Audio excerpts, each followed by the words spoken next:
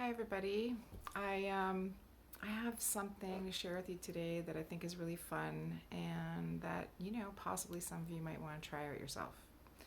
Um, I have an old set of wooden blocks from my when my kids were little, and then I thrifted a box with my son. We were out looking for things, and we found this set of wooden blocks, this whole set.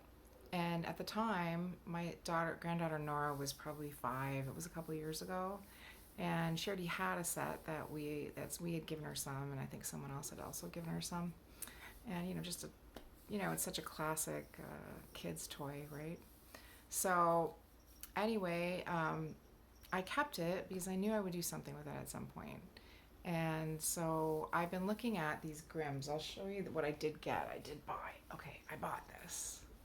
It's like a rainbow. It's a stacking rainbow. And I don't know if you can see all the different ways you can use it, but they're really interesting, right? And expensive. So that I bought for Faye. For Faye and for Nora too, and obviously it would be a set that they'll take with them when they move out. And because my granddaughters are living with me 50% of the time, so they live with their dad the other 50%, and our daughter is living here for a while, for a short term. And so I've been thinking about Christmas, of course. It's all time for to get that done. And if I don't get it done, what happens to me is I start to get a little overwhelmed and panicky. I don't like to do it at the last minute at all. So I've been taking these old wood blocks, right? Just the old, like here's one of the old wood blocks, and I've been taking them and I've been doing this to them. Now this one's an ombre block. I did a little bit of a darker color at the top, and just transitioned it to the other color. It doesn't have to be perfect. Actually, I smudged a little paint on that side, and it's just fun. Like here's another. I did like in a lilac-y color, and I tried some blues and greens too. So I'll show you a little video of what I did and how I did it. It's not hard to do. You're just using either a watercolor paint or a watered down acrylic paint, which is what I used because I had the most colors in that, and the most of that kind of paint. So what I might do is put a beeswax polish on top. It's like a beeswax with mineral oil, or sometimes people do jojoba oil. They make their own, but I think I'm going to purchase one from Lee Valley Tools, and it's all food safe. It's actually supposed to be used on wooden bowls that you're eating out of, right? So anyway, I'm going to show you how I did it. It's not hard. You're just using a lot of water, and sometimes I rub the paint on. That's something I do when I'm painting on a painting, just to get this sort of effect that you want. And then you can wipe it off if you have too much. And then what I did was I went back and added another layer to some of them to make a really beautiful block set, because Grimm's blocks, that's the brand that I showed you, the little rainbow.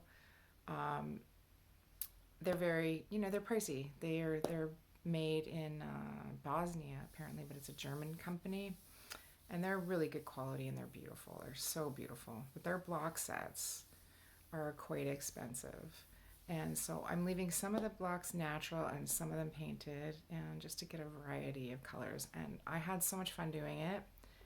They turned out so well, and I think they're going to make a beautiful gift. And what we're going to do, there's so many of them that when my daughter moves out, she'll bring some with her for the girls, and then we'll leave some here for them to play with when they're here. And if we ever have any other grandchildren from my 2 sons, then they'll get to play with them too. So it's a beautiful thing to do if you enjoy that sort of thing, and it's a beautiful gift. And DIYing it is like, it really saves you a bunch of money.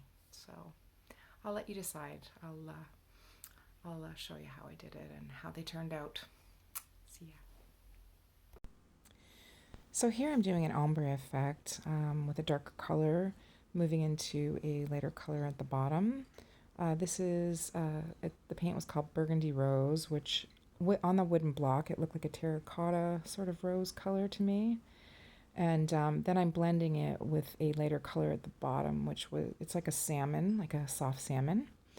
So right now what I'm doing is I'm using a lot of water and I'm trying to get the paint on as fast as I can.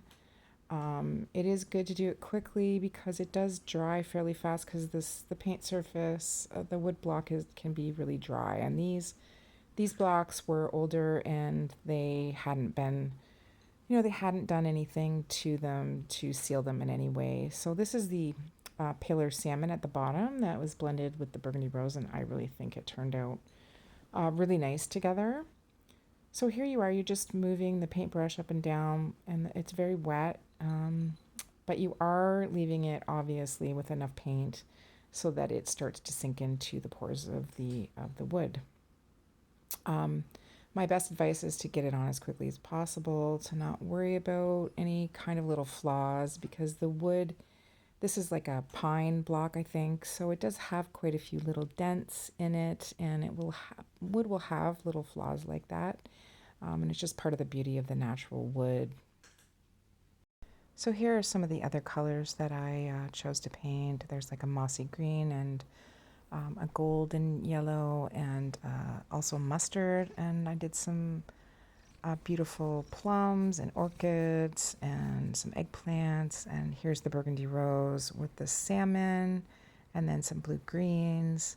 And I did a few extra that besides the ones that are here in the picture, and using the same technique, really, really simple.